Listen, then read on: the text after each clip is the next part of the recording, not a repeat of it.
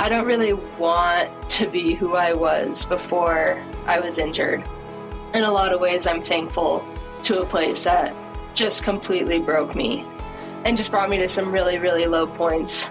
That's when I was able to grasp my faith really for what it was, which is my personal worth. It has absolutely nothing to do with a soccer field or anything of the sorts. Welcome to the Injured Athletes Club podcast, the show that helps athletes cope with sports injuries and bounce back stronger. I'm mental skills coach Carrie Jackson. We're sorry you're here, but we're glad you're with us. And I'm journalist Cindy Kuzma. This week, our guest is professional soccer player Civana Kuhlmann. But before we get into the interview, we wanted to share a couple of other resources with you. One of the things you're going to hear Civana say in this episode is to be honest with the people around you because it gives them the opportunity to support you.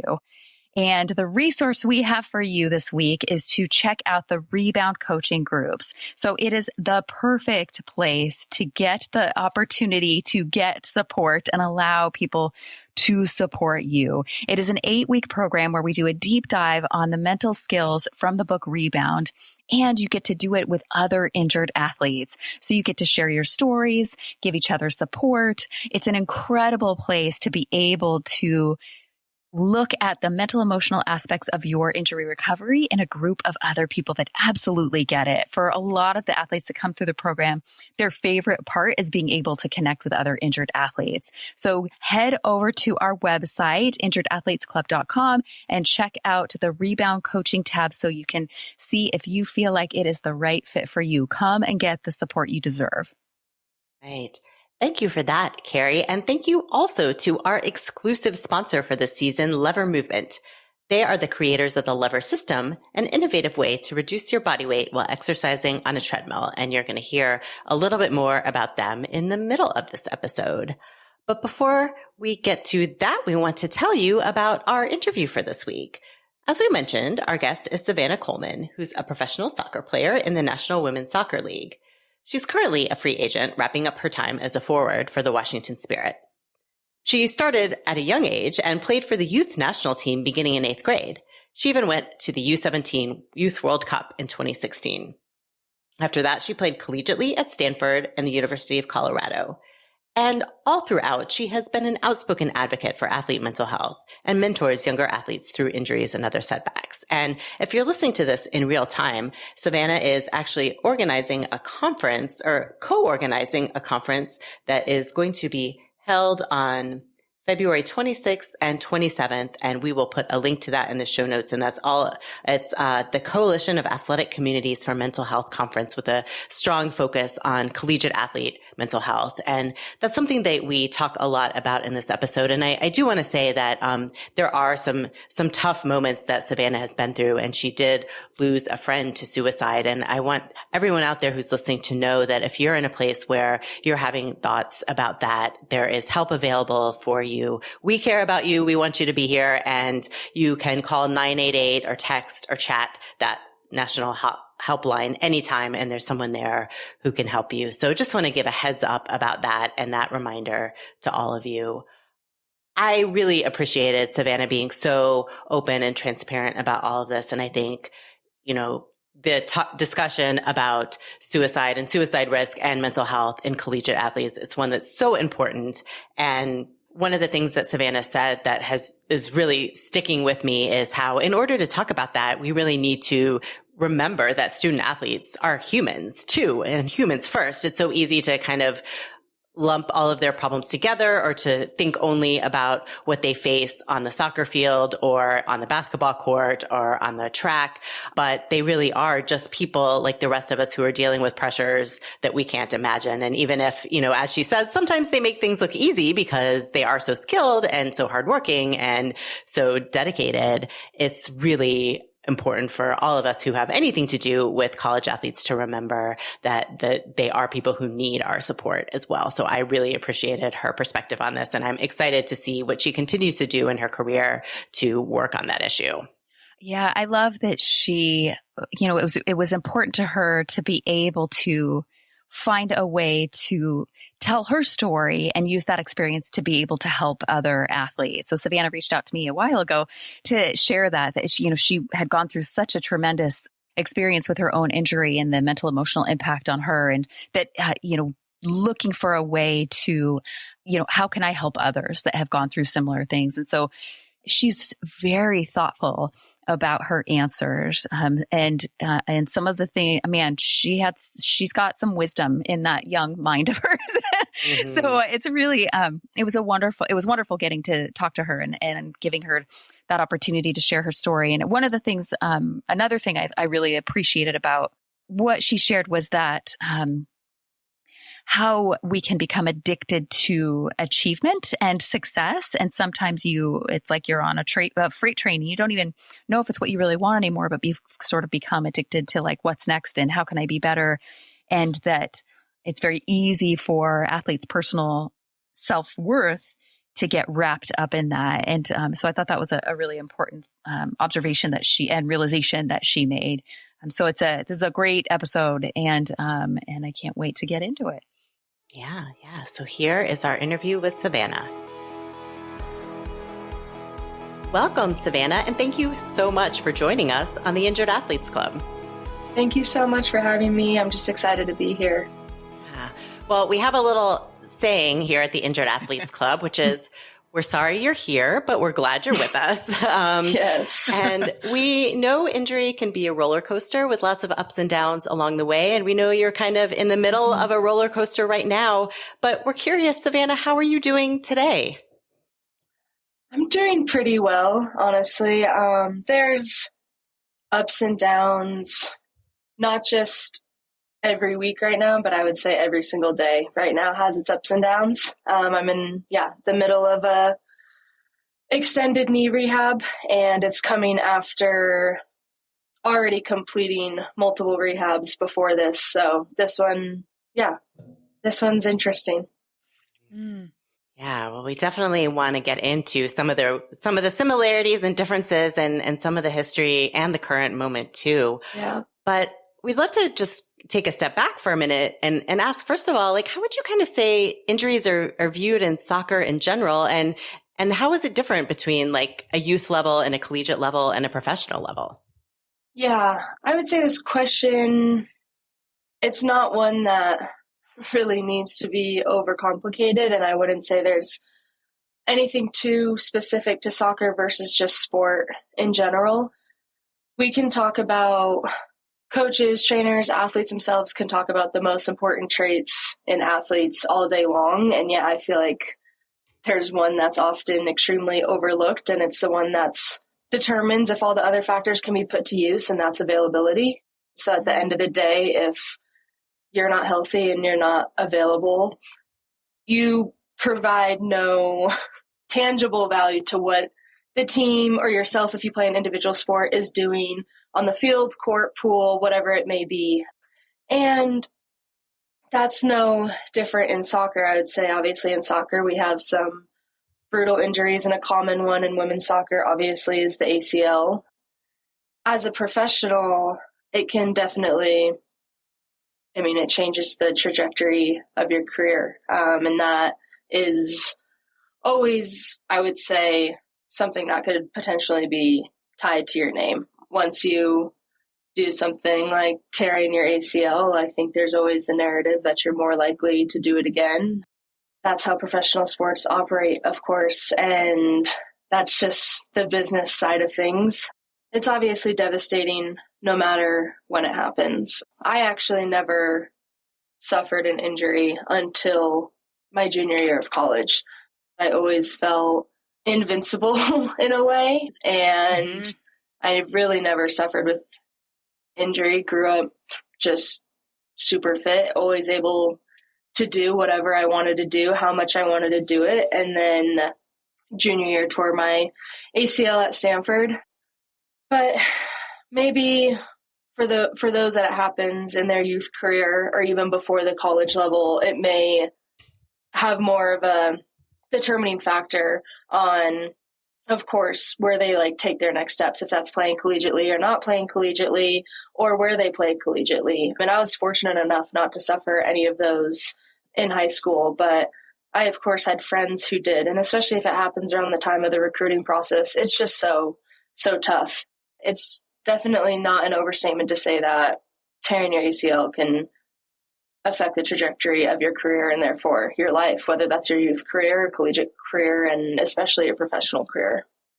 That's so interesting because I think you're right. Like as a female soccer player, you kind of know, like it's in the background. Like, that's such a common injury and that so many people experience it. But because you hadn't been injured for so long in your career, I'm wondering, like, was there an element with that first injury, your junior year in college, was there an element of surprise or like, wait a minute, but I don't get injured. Like I haven't gone through this experience. Like, what was that first injury like for you?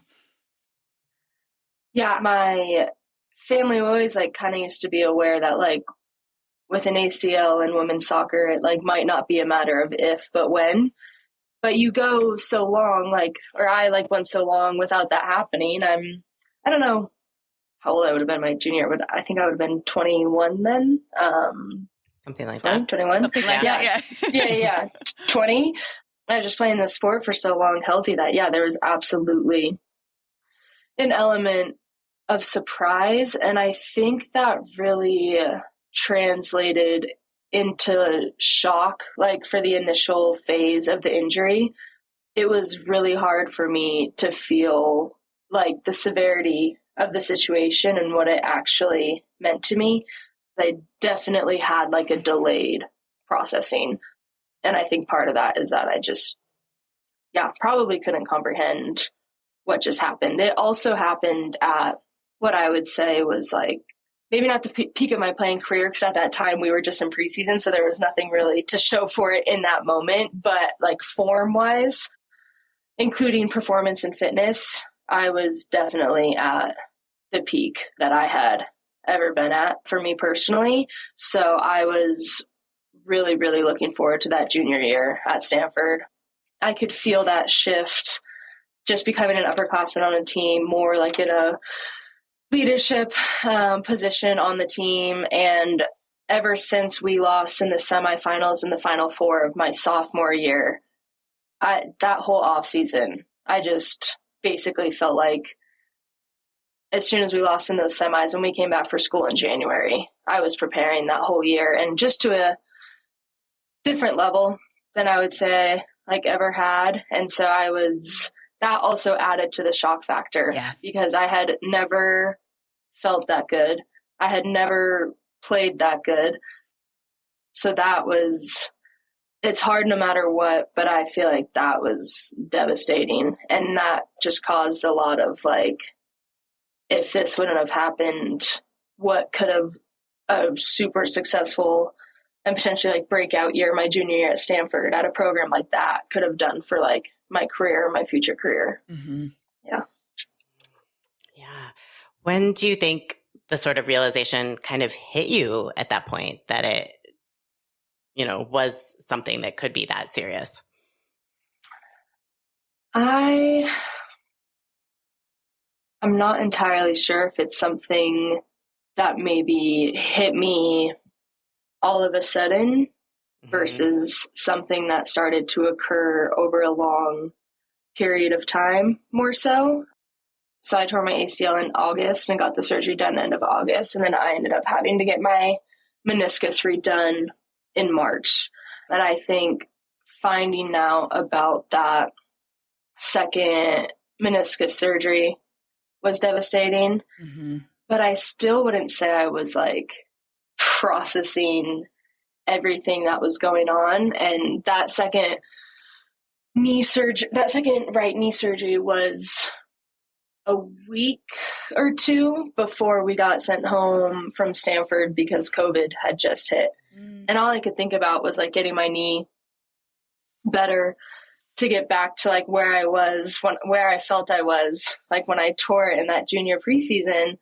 But then I didn't really even know what that looked like, if I was going to have the same opportunity. I mean, there were just so many variables. So I don't know if it ever hit me or if there was just so much going on between a second knee surgery, COVID, not truly understanding how to process that hard of emotions yet. I really don't think I ever had in my life until I was faced with something like that. And to say that I like became fully familiar, comfortable, or mastered by any means the mental and emotional side of recovery during that first knee rehab would just not be true at all. Yeah. I did. That brings up so many other questions I want to ask you. One of them was, though, in between those two surgeries, like your team did win the national championship. And I know you were still a part of that team, even though you weren't on the field in the way you could have hoped. And you've talked about your teammates supporting you and you supporting them. So I wondered if you could talk a little bit about what that experience was like, being a part of the team in a different way during all of that. Yeah, I was actually going to say that too at the last question asked, just like when did it maybe hit me, the injury that I suffered and the effect that it had like on my personal playing career. One of those moments was definitely the national championship. It's such a contrast and mixed emotion surrounding that national championship because when I tore my ACL, I went into that preseason had started 4 days ago, and I had been very intentional about what I wanted to do that season, and not just talking about like tangible goals and like on the field. Like I remember I was wanting to go like have a direction of like who I wanted to be that season on that team, and I just really wanted to serve my teammates the best that I could and serve my team the best that I could and put them first. And I had actually written that in my journal on like August 10th, the evening before I tore on August 11th. And I was thankful that I had written that the night before because it was just a constant reminder of that. That's what I wanted to do. And in that circumstance, an ACL tear didn't change that. My biggest priority that season was supporting my team and just keeping the direction of the team and the energy of the team at a certain standard consistently. And fortunately and proudly, I can say that I think I did that. And it was something I had never done in that way ever before. And I think that it showed me a lot about myself. It taught me more about what serving a team looked like than I had ever really embraced before. And yet in the process, I think I completely neglected myself. So when we won that national championship, I was completely overcome with emotion and emotional because I truly felt like I won that national championship.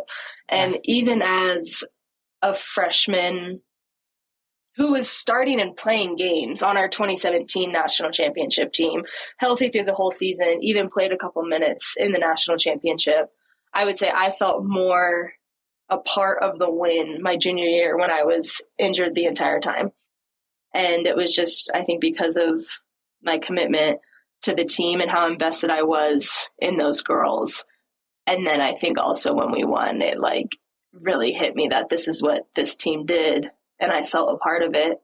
But there were always little questions like, but was I really? And what if I was actually a part of it? And just all the what ifs, and injury just comes with so many mixed and contrasting emotions. I mean, you can feel joy and good about one thing, and then there's a question or backlash or something else that kind of wants to bring it down. Oh man, absolutely. We talk often about the emotional roller coaster of being an injured athlete. And to your point earlier, that sometimes it's not just even like on a weekly basis, but on a daily basis or an hourly basis of like just that roller coaster. But so it makes sense that in that moment, there's so many, it's so bittersweet to watch your team win that championship and I love that you were able to recognize, I was a part of that, right? Because so many injured athletes that we talk to that play team sports, when they're in that position, don't realize that they still can have a tremendous impact on their team in a very unique way. But when you're, to your point earlier, you're not available, right? You're not on the field with them. It sometimes feels like you can't have an impact in that way. So I so love that you shared that story, because you absolutely can. It's just hard because it's not, you're making a tremendous contribution to your team, but it's not the contribution you'd prefer to be making, right? Like you really want to be able to be out there with them. Yeah. So like it takes a lot of strength to be, and courage to be able to show up for your team that way when you are injured. And I would imagine sometimes it's facilitative too, meaning like, this is something that I can still control. Like I can show up for, and how amazing that you wrote that in your journal the night before. Yeah. That's incredible. Yeah. Well, I was curious too about the neck surgery, because it seems like this has happened to you a couple times too, where you had the sense that something was still not quite right and you pushed for additional imaging, and it turned out that you did need additional treatment. So I'd love to hear just a little bit about that. And I'm sure those times weren't easy, but how did you kind of get the confidence, or how did you go about advocating for yourself in that way? Because I think that can be really hard for athletes to do. Yeah. There's so many tough things with injury, and athletes learning about themselves and just the injury process. And this is something, I mean, this isn't just athletes. This is people in pain, knowing themselves, advocating for themselves. To start off with, it took a while to even understand that advocacy was something that was needed in some of my scenarios, especially if you've never been injured and there are professionals put in place and you trust those professionals and they're supposed to provide the best care for you. And granted, sometimes they're absolutely trying their best to do that. But also at the end of the day, no one truly knows what you're feeling and what you're going through. I think it took months of suppressing physical pain to get to points of like, something's really not right. And I think I've been in that place multiple times throughout different injuries. You just get into, I feel like, a place where all you want to do is get better. And you may be feeling way more than you even realize, especially like physically. And if you have someone telling you that you're supposed to feel a certain way, like at a certain point, or that they think everything is okay, then it's really, really hard to trust yourself in those moments. And I've been in points where I've like, for lack of a better word, like woken up after months, it feels like, and being like, what is actually happening? Like I am actually in severe physical pain. The only way to get through that was to kind of just, I feel like, go more so like holistically numb in a way, to just like block it out and to be able to get through that. And the times in which I feel like I've been able to like break out of that is honestly when I'm finally able to confide with people that I really trust. That seems to be like a consistent theme with moments that I've gone through after like, suffering for months before fighting for an MRI, or really standing up for myself and being like, something is not right. It's usually when I have a moment or I'm finally faced with someone who knows me for who I am, and either I'm finally comfortable enough to say, or they're willing to say like, what's going on here? And then you just feel safe enough to be like, actually say what's going on. And that's a complicated answer, I feel like, but advocacy can be really complicated. And I feel like advocacy can look really different depending on the environment. And I know that because I've rehabbed in multiple locations. So a lot of things go into advocacy. And I think a huge one is just like the safety that an athlete feels, and just how much they feel they're being listened to and trusted. And if they don't feel that way, they might not even realize. And times I didn't even realize that I didn't actually believe that I was being listened to and trusted with what I was reporting. And it just causes like a denial of your own personal experience over and over and over again.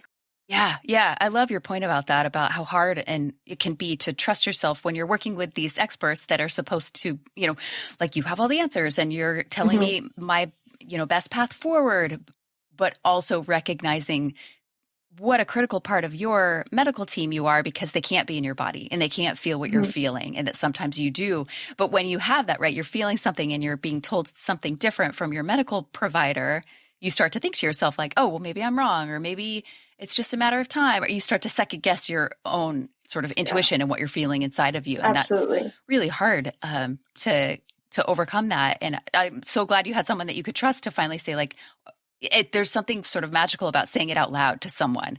And then it's like, okay, no, I can trust myself and I'm not crazy. And it makes sense that there's a part of you that just went numb to deal with it, to be able to handle like the pain and just get through another day. And then you get really good at that skill of like just numbing it out. Yeah. And I think your point about it being like sort of a different situation, like you're always in a different situation too. So once you feel like, oh, I can advocate for myself here and I understand how to do that, it's got to be really different to rehab in the middle of a pandemic versus on campus with all the people around you. So, I mean, is there anything that like you found helpful in terms of listening to your intuition more, or getting in touch, or even after you had advocated and now you are back in that position of recovering from surgery again? Like, what are some of the ways that you, once you were kind of hit with more of those emotions that you'd been closing down, what are some ways that you kind of navigated that in those difficult times? I think trust in your provider is just so, so important and can't be overstated. Just an athlete trusting who is caring for them. And I think you need to be honest with yourself if that's the case, because obviously, especially like in a collegiate sport, we don't always get to choose who we're working with and stuff like that. And maybe professionals, there's more leeway and choice. So I'm not saying if you don't trust your provider, you can up and leave, because that's not even the case for a lot of athletes. However, I think through that, if you can be honest with yourself about that, it can change the way that you navigate your injury. And I think it largely just comes through communication. I think for a long time, I didn't even really exercise communication throughout my injuries.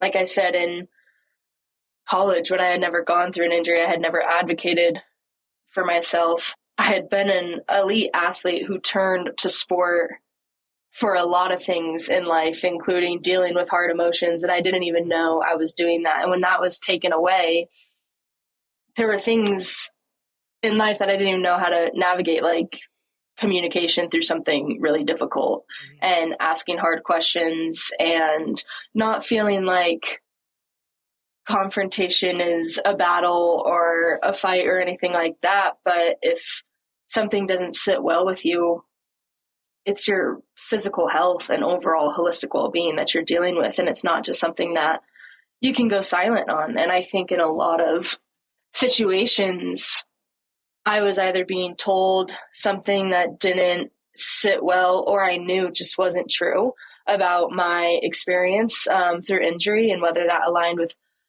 physical pain or where I was at in a recovery process.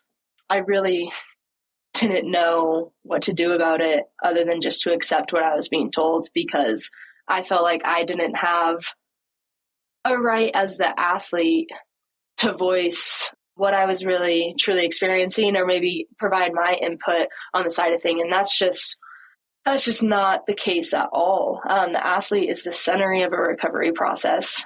You are at the center of it as an injured athlete, and you should be. And that's not a selfish take. Mm-hmm. And I think I just had a really uncomfortable time, like being at the center and the most high prioritized thing in the situation, and just feeling needy. Honestly, I think that's like what it's getting at, is like feeling needy, asking for help. And I don't know, when you're a healthy athlete all your life playing at the highest level and you're told to do something in training, or you're told to do something in the gym. There's never been a time when I've been told something and I'm like, actually, I don't think I can do that. And so then you're hit with injury and you're in an injury process and you have not coaches, but doctors, PTs, or trainers telling you, giving you a timeline per se and telling you to do certain things. It was so unnatural to be like, that doesn't feel good right now. And I didn't really know that that was totally okay and that was totally fine. And that's not rehab is not about pushing through discomfort or pain at all. And it just goes against actual training and the athletic mindset. And there was just a shift that I can't even say I couldn't comprehend, because that's not the case. I didn't even know there was something to comprehend, of course. Yeah. And there truly is being good at an injury process and just knowing the shifts in between being a healthy athlete and an injured athlete.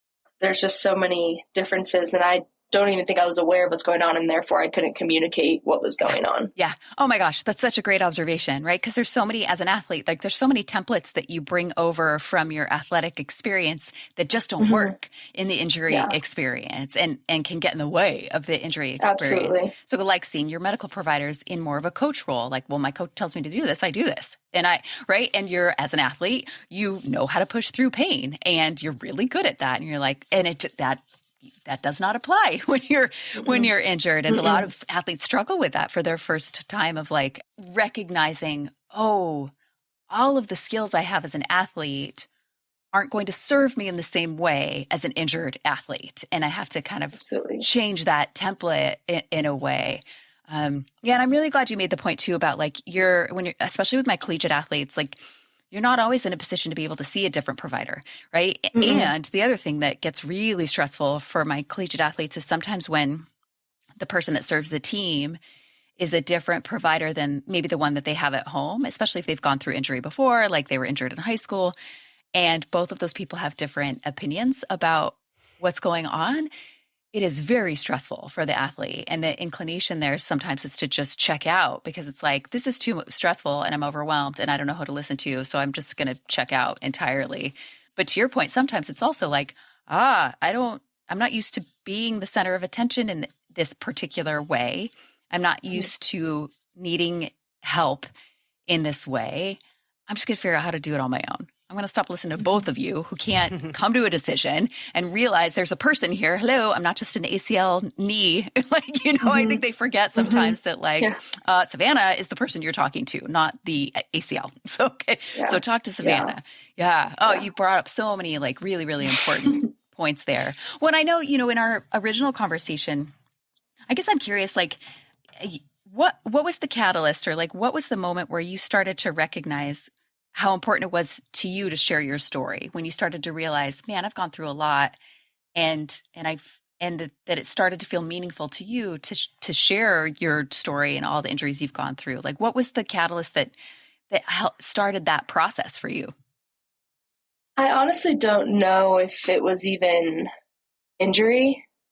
I think that I was going through a lot like my freshman and sophomore year of college before I was ever injured. But I don't even know if I really knew what was happening or what I was feeling. I would say that my injury was the first time that I couldn't turn to soccer as a solution. Mm-hmm. And that's what made me realize for how long and how many years of my life soccer was a coping mechanism. And no one's telling a young athlete that their sport is a bad thing in any way. It's crazy how much we can not hide, but almost it's crazy how much we can disguise through something that looks so good and admirable and impressive, elite sports. And when you're a high schooler and it gets you to the national team, and then it's on I'm committed to Stanford in high school, and that's the track that I'm going on. These are all such, in quotes, good things. Mm-hmm. And no one can see, and no one's reading between the lines of actually just, yeah, it's a good thing, but in a way too, it was just a large coping mechanism.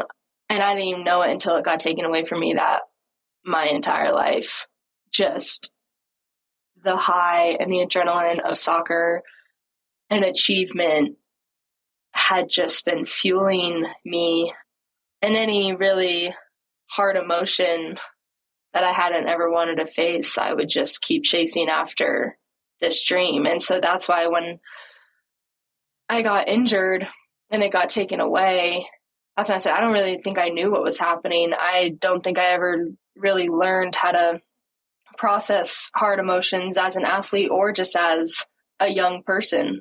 And I think that's when I really realized that it's important to talk about these things, and we need to. And it was, I would probably say, during my injury, but I almost would say that I'm fortunate enough to have been injured because I had to face things that if I would have just been healthy playing over and over, I don't know if I really ever would have looked at them for what they were, which is that in a way I was highly addicted to achievement and success. And I felt like I needed it. And the moment I felt like my means to achieving success was taken away from me, it was scary. It felt like a loss of self. And if I can't do and achieve successful things, then who am I going to be? Because my means to doing that is soccer, and I need a healthy physical body in order to do that. And if I can't do that, then I don't know what's going to happen to me, because in a lot of ways, for a lot of years,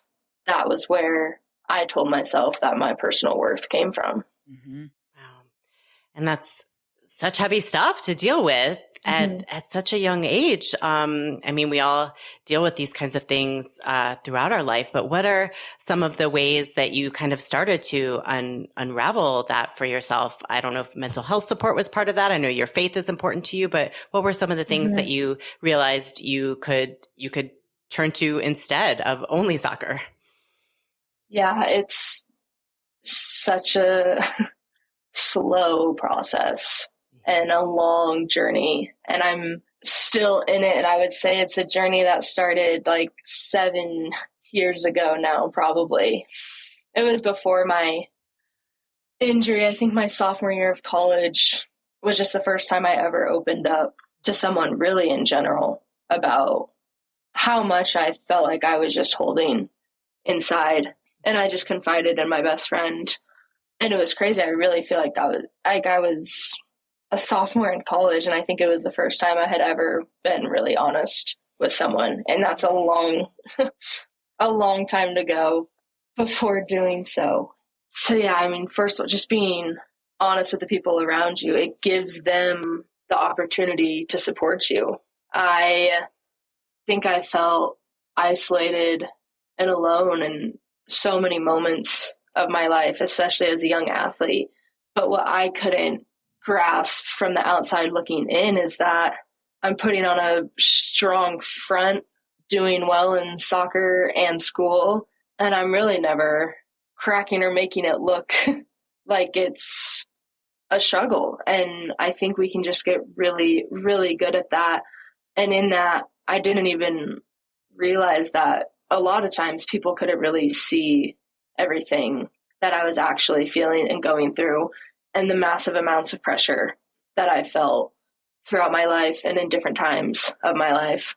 And so, yeah, so starting with getting yourself to a point to be vulnerable enough to be honest with the people around you, because if we don't do that, we're actually just not giving them the opportunity to serve us and love us. And the people who love us truly want to do that and be there for us. But they can't just know unless we can come to a place of vulnerability and humility and just be like, this is really hard. And it may not even be in an athletic sense. I mean, just from a human stance. And so, yeah, feeling more comfortable and just trustworthy of the people around me and being able to confide in close friends and community is huge.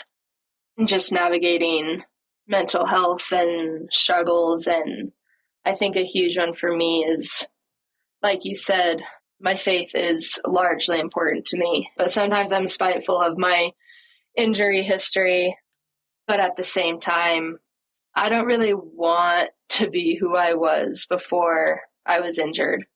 In a lot of ways, I'm thankful to a place that just completely broke me and just brought me to some really, really low points. That's when I was able to grasp my faith really for what it was, which is my personal worth. It has absolutely nothing to do with a soccer field or anything of the sorts. And just learning that my worth and my faith and my fulfillment comes solely through my faith has been something that will go so much farther through life than soccer ever could. And it's become my complete identity. And I'm just so thankful that it's that and not soccer, but it's hard to remember that every day. That's something I definitely still struggle with, is like the days that I just want to hide and be isolated. And I don't want anyone to see like how much I'm actually struggling or how hard something actually is. Those are the days I'd rather just stay home and not surround myself by people who love me, or tell myself that they don't care, I'm unwanted in an environment if I'm not my absolute best self. And that's just not true. And so just continuing to, honestly, most is force myself toward community has just been huge. And yeah, there's been years of therapy. I think when I was in college, I started the sports psych route, but I think I was bringing things to a sports psych realm that was broader than just sports psych. And I think I was trying to fit everything into a soccer lens, but I was looking for so much more. And as an athlete, it started to become more normal, for lack of a better word, to see a sports psych and almost encouraged. So I think I felt more comfortable doing that, but I was still scared to just be like, I think I'm really just looking for therapy in a holistic life sense. And then I eventually, I believe it was 3 years ago now, I eventually was able, through the recommendation of a friend, to start seeing a therapist who specializes in grief and trauma. And that was, I don't know if I would say a game changer for me, but significant and largely impactful, and a journey that I'm still on today. And we've been working together for years now, and it's still a really slow and long process, but that's something I largely rely on. And I'm thankful that I was able to get myself to go there. And just like I said, there's just the mixed feelings of injury as well. Like, what if none of this ever happened? Where would I be? My career, my success, all that. But sometimes I just really have to be like, who would I be? And there's so much bad in injury, but at the same time, the things that it's brought me to and through are things that have completely shaped me. And I don't want to be the person that I was before all of this. That's, it's so beautiful, that sentiment. I mean, so hard and so tragic, but also gorgeous. So thank you for sharing it with us in that way. And thank you for pointing out that distinction, because I think when we do talk about athlete mental health, it is a common belief among some athletes, like, oh, I'm talking to sports psych, I'm fine. Or that there isn't a clear understanding of the difference between sports psychology and clinical psychology. And there's overlap between the two, obviously, but I think it's important to mention that there's a difference and that the support can look different. Absolutely. And I'm curious and I feel like this is all the more important because you were also friends with Katie Meyer, who, and I'm sure her loss from suicide was a part of your grief and trauma. And I think that her story just brings so much attention to how important this is for collegiate athletes. So I don't want to ask you to fix collegiate athletics, but, when you think back on your college years, what more do you think can or should be done to support collegiate athletes who do tend to put so much pressure on themselves and are in that kind of high pressure environment? I think a good place to start is to generalize the student athlete experience would be to try and generalize the human experience. We can't dump student athlete struggles into a bucket if we're going to truly value them for what they are, which is humans. And of course, we can compartmentalize general student athlete struggles into significant themes, but we can't actually know what each and every one is going through. I mean, if we were to, I'm trying to think of a place that people watch, which is the airport. Like, if we were to like go to the airport and like point at someone and be like, what are they going through? It would be like, what are you talking about? I have no idea. And yet we point at student athletes and all of a sudden it feels like we have an answer or an assumption. And that's just because like there's the student athlete identity put over them. But granted, yeah, time management and having lots of classes and practices are making it much harder. And that might be like a general thing. But behind that are just people with backgrounds and personal lives and families and trauma and just quite literally the human experience. And that doesn't just go away when you're pretty exceptional at something. It just is this like false illusion because student athletes are so good at making things look easy and exceptional day in, day out for training, and then week in, week out for games, performances, whatever it may be. And yeah, they're honestly, they're kind of superhuman in a way, like just to be able to do that. And I think that's why we think we can look at them and just put so much generalization over them. Like, oh, they're just stressed or busy because they have a lot of class and practice and it's just a time management type of thing or pressure. But it's all just coming through sport. But I think first of all, we just need to understand and accept that honestly, yeah, there's additional pressure from sport and their circumstance, but largely their struggles might just be from a human life standpoint. Mm-hmm. And I just feel like we really, generally, as a society, we strip student athletes of the permission to experience hardship for what it is sometimes. I wish I knew all the ways that we could automatically make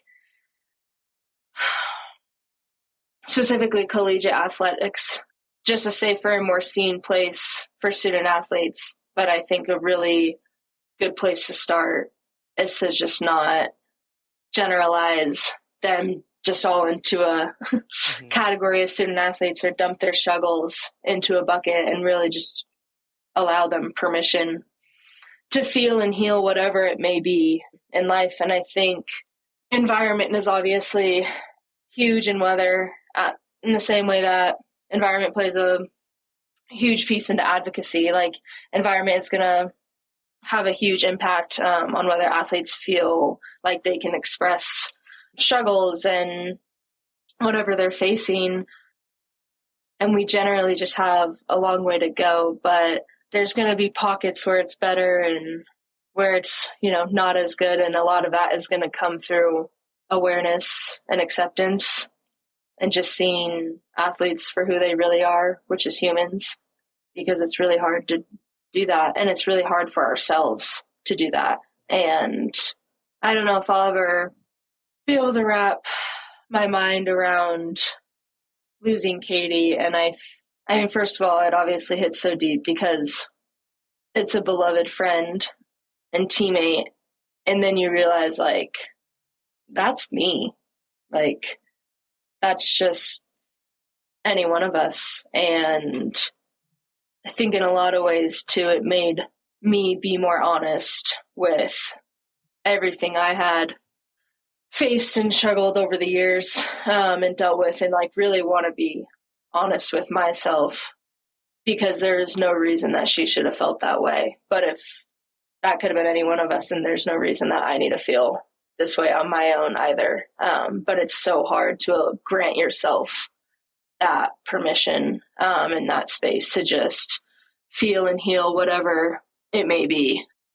And yeah, that was a really, really tough time. I was 6 days post-op when we lost Katie. And that was another time when I saw my friends and the people around me coping with training and soccer. And I don't know if I have ever felt so stuck inside my body. I had just gotten my first hip surgery and I literally couldn't even walk. And that was just that was a whole nother step of facing just the challenge of processing really hard emotions if I don't have soccer and literal physical movement to get there. And I think that's just even when my voice and finding other outlet and having to depend on something else other than my sport just became so crucial. And I should have said this at the front too, that we're so sorry for the loss of your friend. And I can't imagine what that was like. And especially, as you say, to be in that position that you were and dealing with the setback again and not feeling like you had that outlet. That must have been really, really hard. Yeah. But we're grateful to you for talking about it and for talking about Katie. Thank you. Thank you. You just mentioned too that hip surgery, and I know that was the end of your Stanford career, but of course that wasn't the end of your soccer career. And I wanted to just get kind of the brief timeline of what happened after that. And, I don't know if that at that time you were sure you would play again, but you did. So how did you get from that what had to have been an incredibly low point physically and mentally to the second part of your collegiate career and then your professional career? Yeah. So I got my first hip surgery, I think it was July of 2021. I just graduated from Stanford, but we had just played a COVID season. So a good amount of us were planning on coming back in the fall, even though we had just had our actual graduation, come back in the fall to play would have been our fifth year, but we were treating it kind of as our senior year because we had played that weird spring COVID season as our senior year. So I was fully planning on coming back that fall to play. And then I found out that I needed hip surgery and my hip was really not in a good place. And so my Stanford career abruptly ended. And the last season I had played was that spring COVID season that felt weird on its own. And that was my first season back from my ACL. And before that, the last season I'd played was fall of 2018. So it felt like so much time had passed and there was so much just strangeness between injury and COVID that had affected my career. So for what I thought was going to actually be my senior season and last normal season and healthy season at Stanford, for that to be abruptly and really unexpectedly taken away was devastating. Absolutely. And so I got that hip surgery and I stayed at Stanford, but I wasn't on the team. And that was really hard. That was the first time in my life I hadn't been on a soccer team since 5 years old. And I coached a middle school girls team and I taught public speaking at Stanford, which is a class I had previously taken.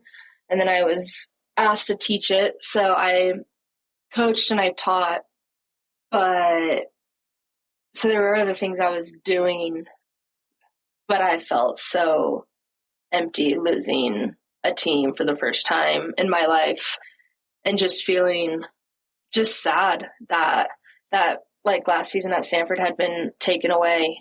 So after that semester, I ended up heading home back to Colorado in December of 2021.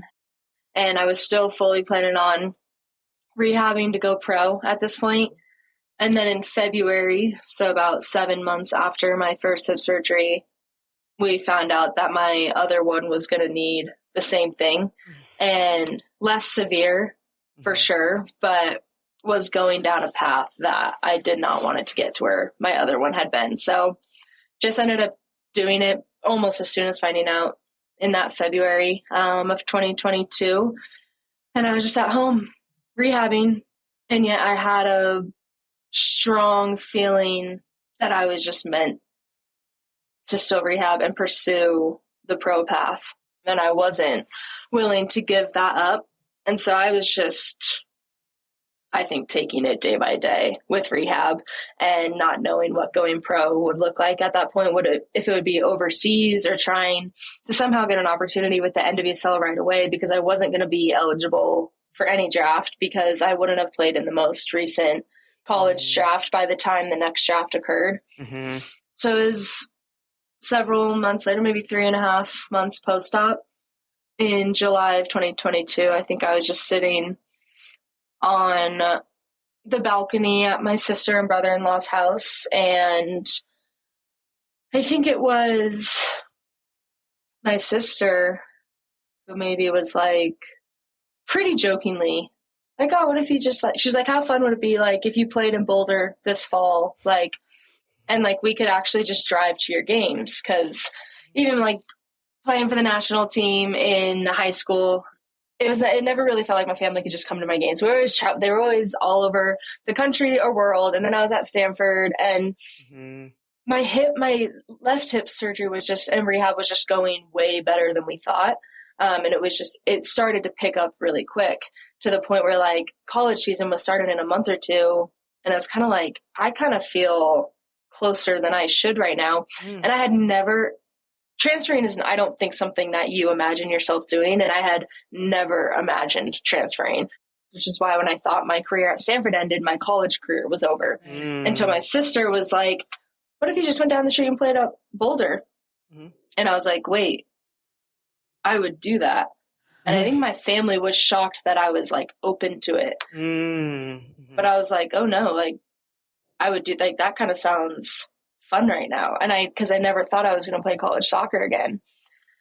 So quickly, like the next day, I got that process started, as in like entering the transfer portal, just contacting coaches, even letting CU know that I was like interested and this was like a possibility. And I think they were really confused. And I think I was confused with what was happening with my life, because I hadn't been on a team for almost a year and a half. Like I had been out of school and out of soccer for the first time in my life for almost about a year and a half. And then I pulled up to CU's preseason like 2 or 3 weeks later. And we were like, okay, if I'm not even ready for preseason just by the time Pac-12 actual conference game starts, like that's great. And I ended up being ready for the first actual game of the season, which was just crazy. I was still like going to my PT in Denver and like in the process of getting fully cleared, like as preseason started, but I was fit and I was doing well. So ending up at CU was crazy and just really wild how all that worked out. But honestly, one of the most fun seasons of my life, playing at home in Colorado. It felt really just redemptive and healing, honestly, for myself, to have my family around me, playing in Boulder, and just a really, really special and fun time. And somehow ended up, that was actually my best college season, I believe.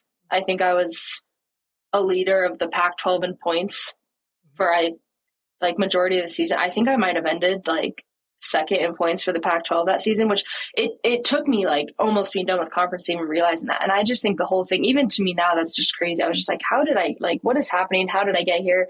I was going to be happy if I could play like a few games this season and just like have a shot at college soccer again.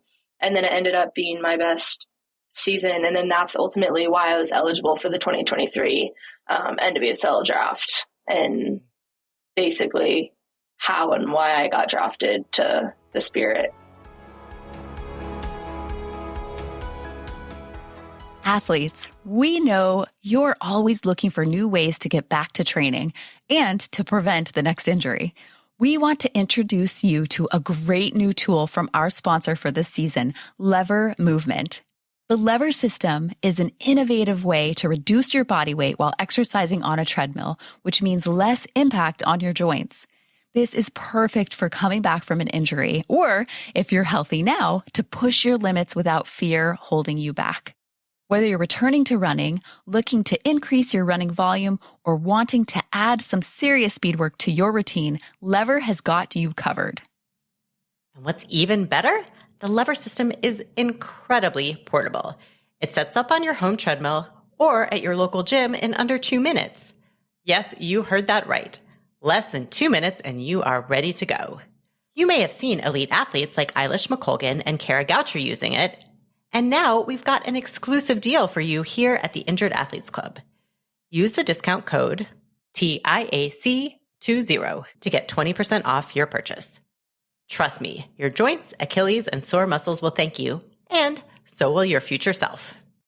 Check out Lever today and take your training to the next level. Also, give them a follow on Instagram at Lever Movement and learn more about their products and their connection to the running community. Injured Athletes Club podcast listeners, I have something I want to share with you. These words came from an email sent to us from another podcast listener as he celebrated his 1-year milestone with a 100-mile bike ride. He says, I cannot understate how many times I have referred friends and colleagues to your book for guidance and advice after an injury. Every time someone gets injured, they ask me, how did you do it? I tell them I read your book. I told them of the lessons I learned and how they helped guide me through the process of a long and slow recovery. Everyone who has read your book after that advice has come back to me and said it was a lifesaver. If you are an injured athlete or work with injured athletes, it is time to get your hands on a copy of our book, Rebound, Train Your Mind to Bounce Back Stronger from Sports Injuries. Rebound offers a roadmap to work toward a swifter, stronger comeback using psychological tools that allow you to take control of your recovery. There are over 40 stories from injured athletes and 45 mental training drills injured athletes can use to boost motivation, resilience, and confidence as they recover from injury. Rebound is available in print, digital, and audio. Order your copy of Rebound at your favorite place to buy books today and get to work on your mental rehab.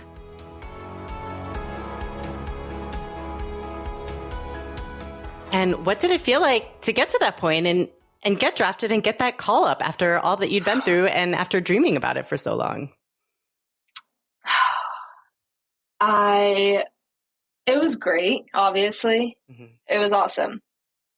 I also think I realized how much I just expected myself to always do that and accomplish that. Because even after everything I think I had been through up until that point, when it happened, it was more so like I don't want to say a relief. I mean, a draft environment is stressful. Mm-hmm. Like, I was sitting in the room and I got drafted 4th round. So yeah, like in a way it's a relief. And I was thrilled. And yet at the same time, it almost felt like I expected it of myself. Not like, even despite everything, I think I still, expected myself to get to that point. Not in a way like I expected it to happen.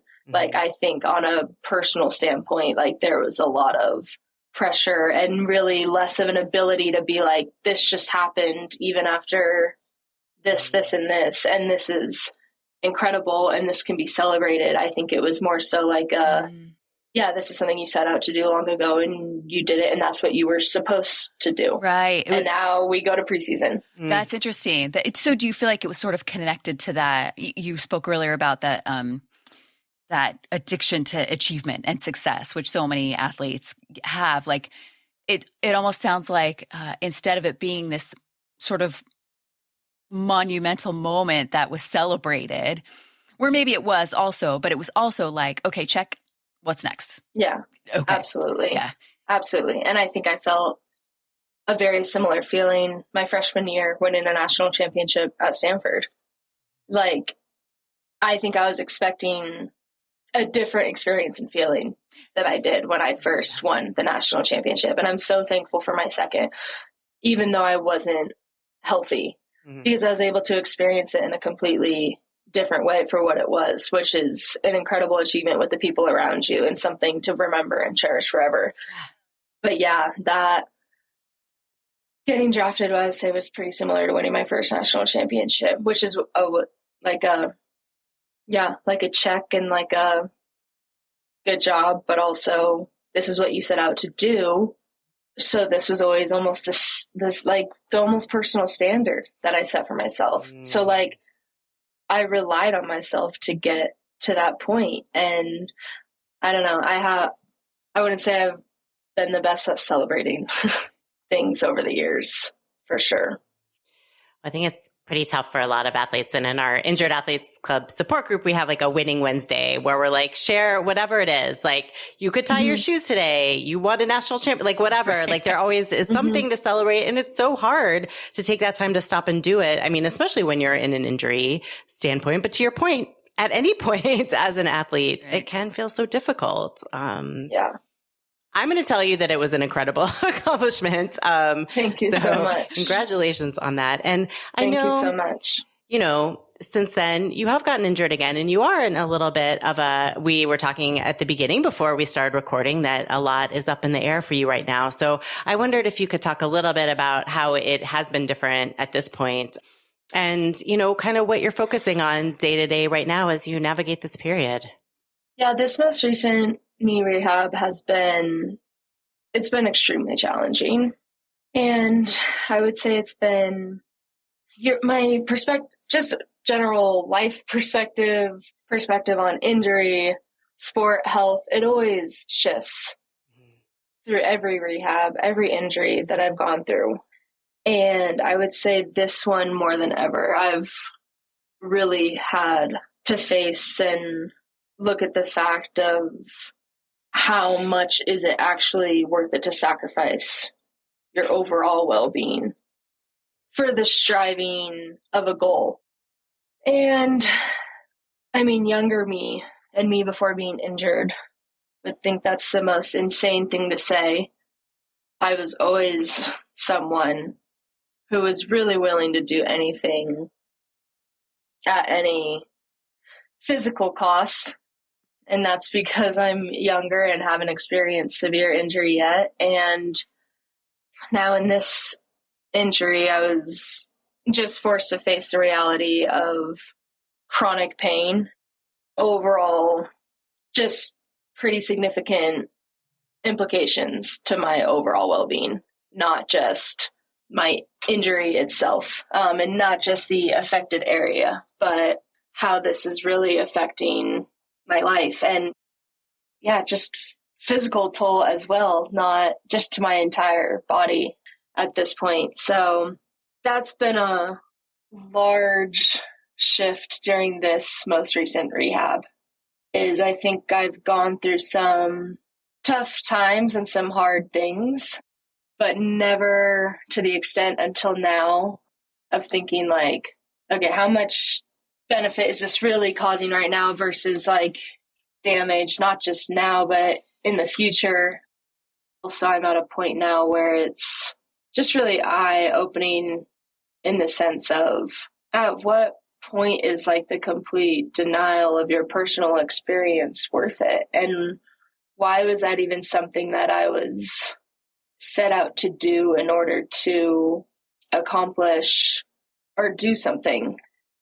And I think a lot of that just came through the desperate clinging on to something that I was scared to lose, because I think I thought if I lost it, I was losing, like I said, a means to worth, which is being an athlete. And so I think that's why for so long, it's like you'll do anything at any, or I would do anything at any cost or sacrifice, and always viewed it as worth it, because of course it's worth it. 'Cause if I don't have this thing, then what do I really have?